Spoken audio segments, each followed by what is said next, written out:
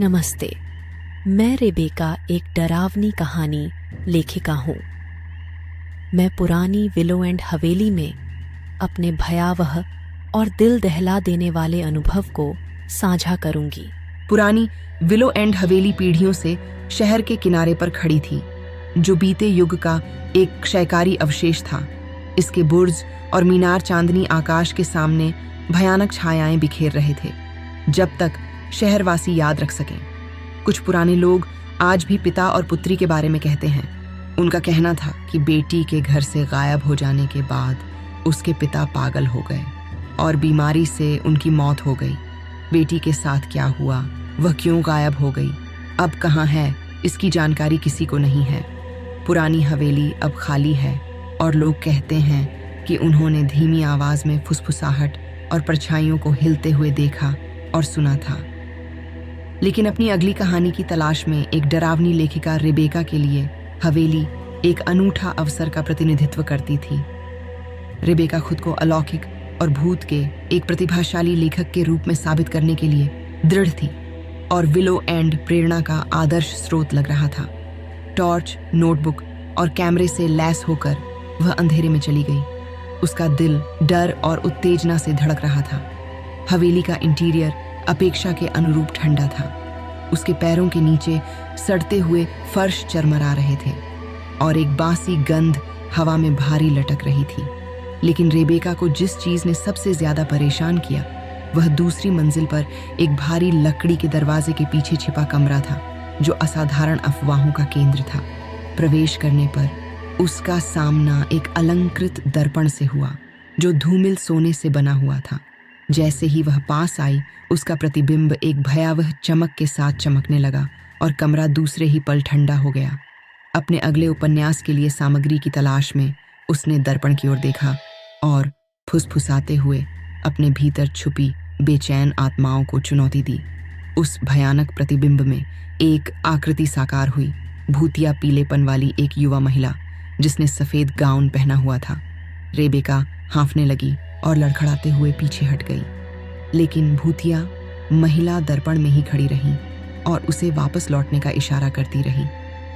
जिज्ञासा और भय की बढ़ती भावना से प्रेरित होकर रेबेका करीब आ गई। भूतिया महिला ने खुद को एलेनोर के रूप में पेश किया और खुलासा किया कि वह विलो एंड की आखिरी निवासी थी, जो अनंत काल तक हवेली में रहने के लिए अभिशप्त थी।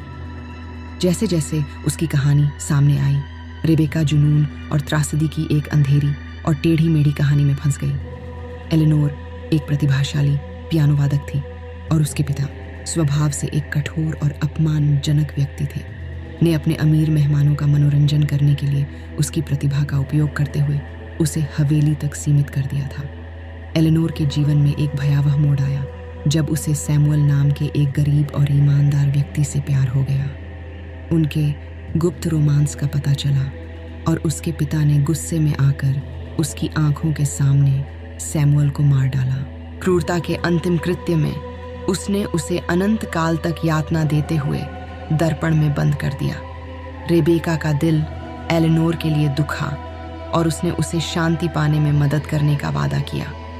एलेनोर ने पहले ही बताया था कि उसके पिता ने सैमुअल की हत्या कर दी और उसके शव को इस हवेली में दफना दिया, लेकिन वह नहीं जानती थी हर रात सैमुअल की आत्मा उसे और उसके शरीर को खोजने आती है, लेकिन उसके पिता, जो अब एक दुष्ट आत्मा थे, सैमुअल को उसे ढूंढने से रोक रहे थे। रेबेका और एलेनोर ने सैमुअल का शव ढूंढने का फैसला किया। उन्होंने हवेली के हर कोने को देखा, छिपे हुए रास्ते, भूली हुई डायरियां और गुप्त सुराग खोजे जो एक गुप्त कक्ष की ओर इशारा करते थे।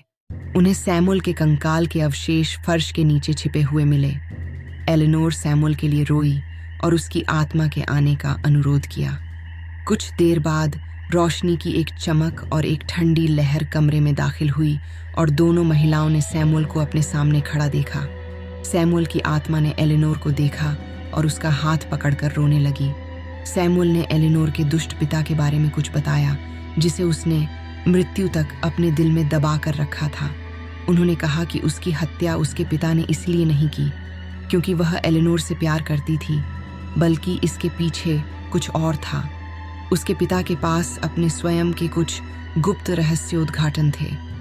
उनके कार्य केवल एलेनोर की प्रतिभा के प्रति जुनून से प्रेरित नहीं थे, बल्कि एक द्वेषपूर्ण संस्था के साथ किए गए एक भयावह सौदे से प्रेरित थे।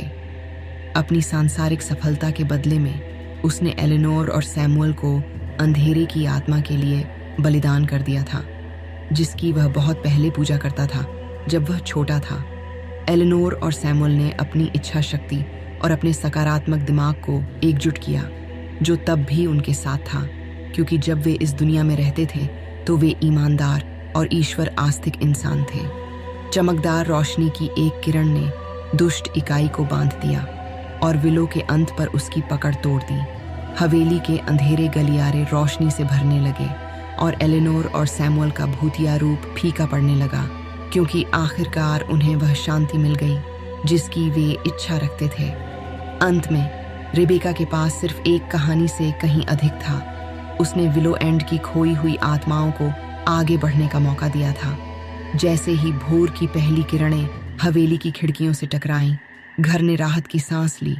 उसका द्वेष दूर हो गया और उसकी अशुभ प्रतिष्ठा हमेशा के लिए बदल गई। रेबेका ने तृप्ति की भावना के साथ विलो एंड को छोड़ दिया और उसकी कल्पना से कहीं अधिक भयावह और दिल दहला देने वाली कहानी थी।